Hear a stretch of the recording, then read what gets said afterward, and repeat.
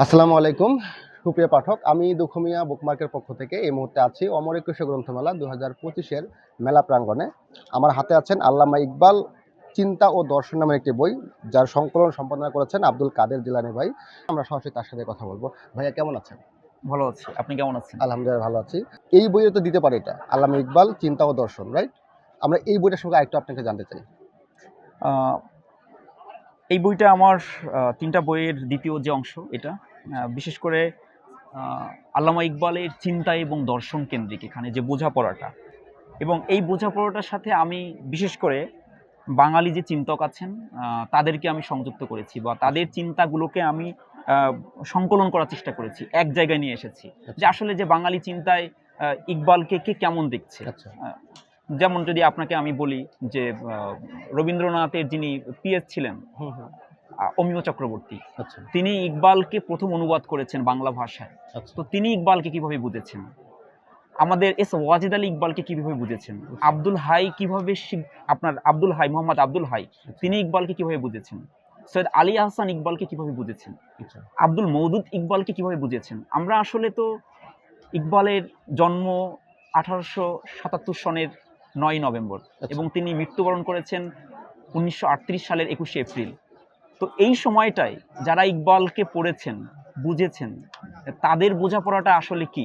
মানে এমন না যে আমরা ইকবালকে বুঝতে চাইলে বা পড়তে চাইলে তখন যারা ইকবালকে দেখেছেন, ইকবালকে লিখেছেন, যেমন ইকবালের সাথে অমিয় চক্রবর্তী নিজে সাক্ষাৎ করেছেন, তার সাথে কথা বলেছেন এবং কথা বলার পরে তিনি ইকবালকে নিয়ে প্রবন্ধ লিখেছেন।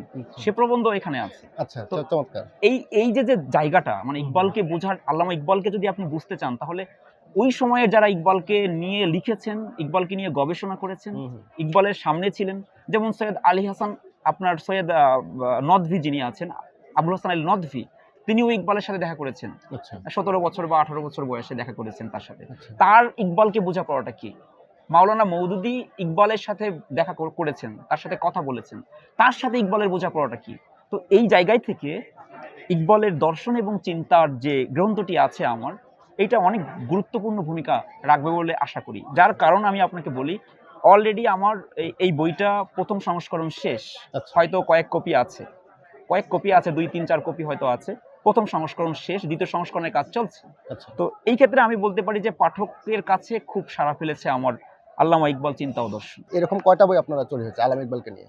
ইকবালের উপর আমার মূলত এখন পর্যন্ত ৩ টা বই বের ৩ টা হয়েছে। বই। আচ্ছা। আর এছাড়া আমার আরো ৭ টি বই বের ওই হয়েছে। ৩ টার হচ্ছে কি নাম দিয়েছেন? আচ্ছা, যেমন এটা মোহাম্মদ আল্লামা ইকবাল, ইকবাল চিন্তা ও ১ম টা দর্শন। হচ্ছে মোহাম্মদ ইকবাল আচ্ছা, বাঙালির মনমানসে, ওকে। ২য় টা আল্লামা ইকবাল চিন্তা ও দর্শন ওকে। এবং ৩য় টা দার্শনিক কবি আল্লামা ইকবাল। আচ্ছা, এখানে সুন্দর একটা লাইন লেখা আছে।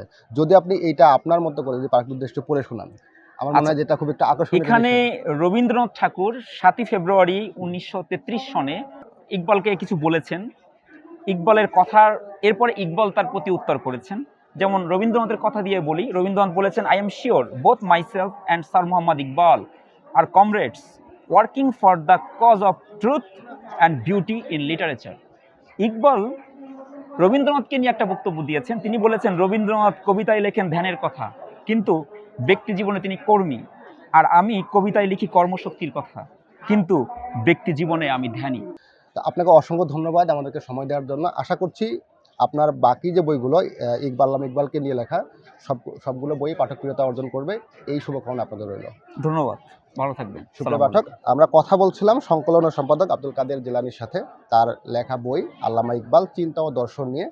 আপনারা যারা মেলায় আসছেন তারা ৫৯২ নম্বর স্টলে এই বইটি পেয়ে যাবেন এবং যারা আসতে পারছেন না তারা ঘরে বসেই যে কোনো সময় বুকমার্ক থেকে অর্ডার করতে পারবেন। ভালো থাকবেন, সুস্থ থাকবেন। আল্লাহ হাফেজ।